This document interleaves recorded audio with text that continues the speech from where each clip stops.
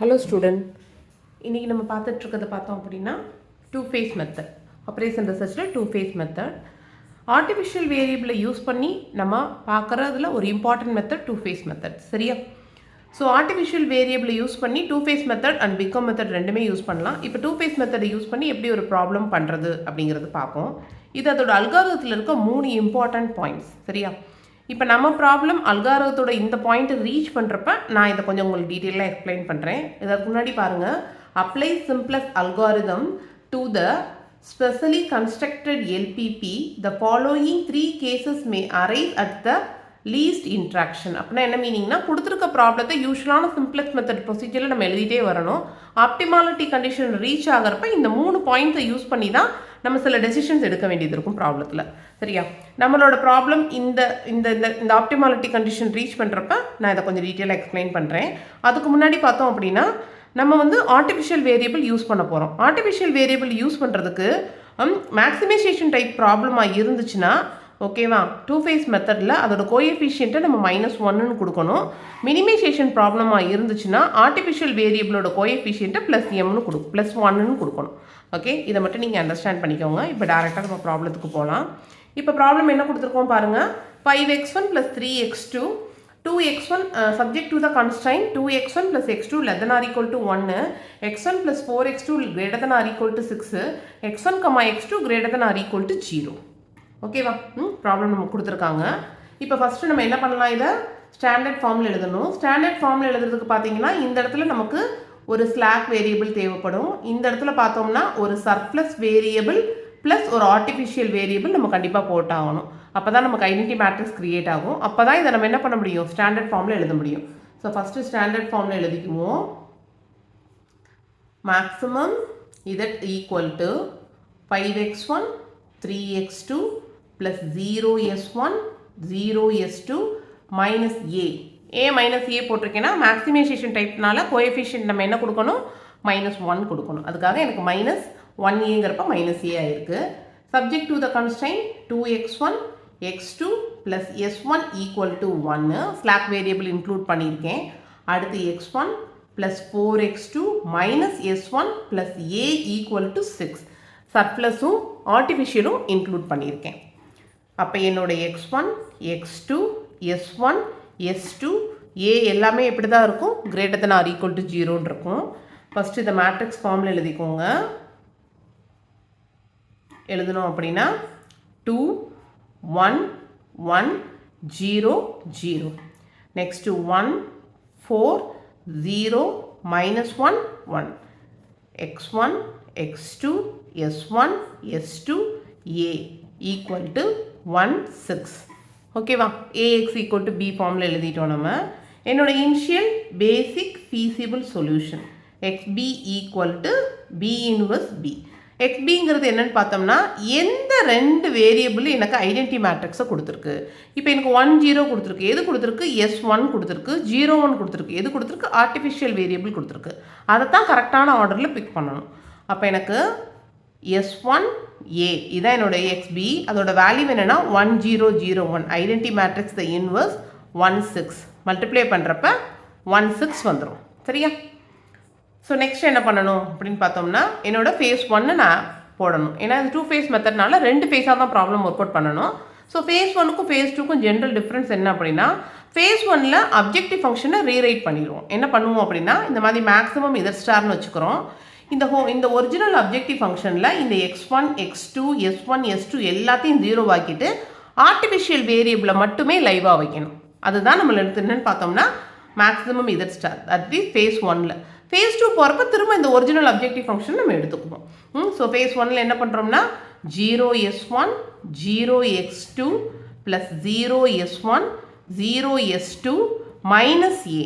Okay, அப்போ என்னோட இந்த ஐட்ரேஷனில் என்னோட காஸ் வெக்டார் என்னவாக இருக்கும், எல்லாமே எனக்கு 0வாக இருக்கணும். ஆர்டிஃபிஷியல் வேரியபிள் மட்டும் என்னவாக இருக்கும், -1ஆக இருக்கும். ஏன்னா ஃபேஸ் 1க்கு இதுதான் எனக்கு அப்ஜெக்டிவ் ஃபங்க்ஷன். சரி, இப்போ பேசிக் வேரியபிள்ஸ் என்ன நமக்கு செலக்ட் பண்ணோம், s1ம் aயும். அப்போ பேசிக் வேரியபிள் s1 a போட்டுக்கோங்க. s1ஓட காஸ்ட்டு நமக்கு 0 தான். ஏயோட காஸ்ட் நம்ம என்னென்னு கண்டுபிடிச்சிருக்கோம், -1 கண்டுபிடிச்சிருக்கோம். சரியா? இப்போ நெக்ஸ்ட் xbயோட வேல்யூனா 1ம் 6ம் வந்திருக்கு. நெக்ஸ்ட்டு x1 x2 இந்த மேட்ரிக்ஸை கொண்டு வந்து அப்படியே என்ன பண்ணிடுங்க, இதில் சப்ஸ்டியூட் பண்ணிடுங்க. 2 1 1 0 0 1 4 0 minus 1 1. Okay, XBI divided by YIR பார்க்குறதுக்கு முன்னாடி ZJ minus CJ find out பண்ணணும். நிறைய தடவை நான் ZJக்கு உங்களுக்கு ஃபார்முலா கொடுத்துருக்கேன். CB YJ தான் ஃபார்முலா. சரியா? இப்போ இந்த காலமில் பார்த்தோம்னா 2 YJ வேல்யூஸ் இருக்குது. அதோட கரஸ்பாண்டிங் CB வேல்யூவோட மல்டிப்ளை பண்ணணும். 2 into 0 1 into -1. அப்போ எனக்கு -1 வரும். அதே மாதிரி 1 into 0 4 into -1 -4. 1 into 0 0 into -1 0. 0 into 0 -1 into -1 +1. 0 into 0 1 into -1 -1. ஓகேவா? இப்போ ZJ மைனஸ் CJ போடுறப்ப -1 -0 -1 -4 0 1 -1 ஆஃப் -1 அப்போ +1 மாறிடும். அப்போ எனக்கு இது 0 மாறிடும். சரியா? ஸோ இதில் மோஸ்ட் நெகட்டிவ் சூஸ் பண்ணிங்கன்னா இதுதான் உங்களோட மோஸ்ட் நெகட்டிவ். அப்போ நெக்ஸ்ட் ஐட்ரேஷனில் பார்த்தீங்கன்னா x2 நமக்கு என்டர் ஆக போகுது. அப்போ எது லீவ் ஆகுதுன்னு ஃபைண்ட் அவுட் பண்ணணும். ஸோ அதை நமக்கு இந்த ரேஷியோ மூலமாக ஃபைண்ட் அவுட் பண்ணுறோம். இப்போ ஃபஸ்ட்டு ரோவில் XB வேல்யூ பார்த்தீங்கன்னா 1. ஓகேவா? YIR value பார்த்தீங்கன்னாலும் 1. YIRங்கிறது நம்ம சர்க்கிள் பண்ண காலத்தில் இருக்க அந்த ரோவில் இருக்க வேல்யூ. சரியா? ஆன்சர் அப்போ எனக்கு 1 வந்திருக்கு. செகண்ட் ரோவில் XB வேல்யூ பார்த்தீங்கன்னா 6. YIRோட வேல்யூ பார்த்தீங்கன்னா 4. கேன்சல் பண்ணிங்கன்னா 3/2 இது நியர்லி 1.5 வரும். அப்போ இந்த ரெண்டுலேயும் மினிமம் வேல்யூ பார்த்தீங்கன்னா 1 தான் எனக்கு மினிமம் வேல்யூவு. அப்போ இந்த ரோ எனக்கு என்னவாகும், செலக்ட் ஆகும். சரியா? அப்போ என்னையை பொறுத்த மட்டும் x2 என்டர் ஆக போகுது, S1 லீவ் ஆக போகுது. என்னோட பிவோட்டல் எலமெண்ட் என்னது 1. ஓகேவா? அப்போ என்னோட இனிஷியல் ஐட்ரேஷன் இப்போ முடிஞ்சிருச்சு. இப்போ இந்த இனிஷியல் ஐட்ரேஷன்லேருந்து நெக்ஸ்ட் ஐட்ரேஷன் எப்படி போகணும் அப்படின்னு பார்த்தோம் அப்படின்னா, நெக்ஸ்ட் ஐட்ரேஷன் போகிறப்பல இந்த x2 என்டர் ஆகி S1 லீவ் ஆனனால இந்த இடத்துல எனக்கு x2 வந்துடும். சரியா? அப்போ ஃபர்ஸ்ட் ரோ இனிமேல் நெக்ஸ்ட் ஐட்ரேஷனில் x2வாக தான் இருக்கும். இன்னொன்று இந்த ஐடென்டி அதாவது பிவோட்டல் எலமெண்ட்டை நான் 1ஆ சேஞ்ச் பண்ணணும். இது ஆல்ரெடி 1ஆகவே இருக்கிறனால பிரச்சனை கிடையாது. இந்த பிவோட்டல் எலமெண்ட் இருக்க அதே காலமில் இருக்க அதர் வேல்யூ 4 நம்ம என்ன பண்ணணும், 0வா மாற்றிருக்கணும் using elementary linear operations use பண்ணி. அது எப்படி பண்ணுறோங்கிறத பார்க்கலாம். சரியா? ஸோ இப்போ நமக்கு என்டரான வேரியபிள் என்னது, நமக்கு S1க்கு பதிலாக x2 என்டர் ஆகிருக்கு. ஆல்ரெடி இருக்க A அப்படியே இருக்கும். இங்கே காஸ்ட் வெக்டார் நமக்கு தெரிஞ்ச மாதிரி 0 0 0 -1. ஓகேவா? S2ஓட காஸ்ட்டு நமக்கு 0, Aயோட காஸ்ட்டு நமக்கு -1. பார்த்தாச்சு. இப்போ நம்ம என்ன பண்ணுறோம் அப்படின்னு பார்த்தீங்க அப்படின்னா, S1 என்டர் ஆகிருக்கு, S1 லீவ் பண்ணியிருக்கோம். கரெக்டாக? இப்போ நமக்கு பிவோட்டல் எலிமெண்ட்டை 1ஆ மாற்றணும். அதுதான் ஃபஸ்ட்டு ஒர்க்கு. பட் நமக்கு லக்கிலி பிவோட்டல் எலிமெண்ட் ஆல்ரெடி 1ஆவே தான் இருக்குது. அதனால் அந்த ரோவை நம்ம அப்படியே இந்த இடத்துல என்ன பண்ணிக்கலாம், காப்பி பண்ணியிருக்கலாம். அந்த ரோ 1 2 1 1 0 0. சரியா? நெக்ஸ்ட் என்ன பண்ணணும்னு பார்த்தோம்னா, அடுத்த ரோ அதாவது இந்த A ரோ இருக்குது பார்த்தீங்களா, இந்த ரோவில் இந்த 4 நம்ம என்ன பண்ணணும்னா 0வா கன்வெர்ட் பண்ணிட்டு தான் நம்ம என்ன பண்ண முடியும், சப்ஸ்டியூட் பண்ண முடியும். 0வா கன்வெர்ட் பண்ணணுங்கிறதுக்காக ஹோல் ரோவே 4ஆல் மைனஸ்லாம் பண்ண முடியாது. ஆல்ரெடி பார்த்தோம்னா இப்போ நியூவாக கண்டுபிடிச்சோம்ல அந்த ரோவை யூஸ் பண்ணி லீனியர் காம்பினேஷன் அப்ளை பண்ணணும். சரி, அப்போ நம்ம என்ன பண்ணலாம்னா ஃபஸ்ட்டு இந்த ஓல்டு ஏவை காப்பி பண்ணிக்கோங்க. பழைய ஏயை நம்ம புது ஏ ஃபைண்ட் அவுட் பண்ணுறதுக்காக ஓல்டு ஏவை காப்பி பண்ணிக்கிறேன். ஓல்டு ஏ என்னென்னா 6 1 4 0 -1 1. சரியா? இப்போ நம்ம எதை நம்ம 0 ஆக்கணுமோ அதை ஒரு பாக்ஸ் பண்ணி வச்சுக்கோங்க, சும்மா ஒரு அண்டர்ஸ்டாண்டிங்காக. நெக்ஸ்ட் இப்போ நம்ம நியூவாக க்ரியேட் பண்ணோம்ல x2, இதோட தான் லீனியர் காம்பினேஷன் பண்ண போகிறோம். எதுக்கு மேம் ஸ்பெசிஃபிக்காக இதோட பண்ணுறீங்க அப்படின்னா, இதில் தான் இந்த 4க்கு நேராக வர பிவோட்டல் எலிமெண்ட் எனக்கு 1ஆக இருக்கும். 1ல் எந்த நம்பரையும் மல்டிப்ளை பண்ணி ஈஸியாக ஒரு ஈக்குவலன் நம்பரை க்ரியேட் பண்ணிடலாம். அந்த ரீசனுக்காக தான். அப்போ நான் என்ன பண்ணுறேன்னா, என்னோட நியூ x2வை காப்பி பண்ணுறேன். 1 2 1 1 0 0.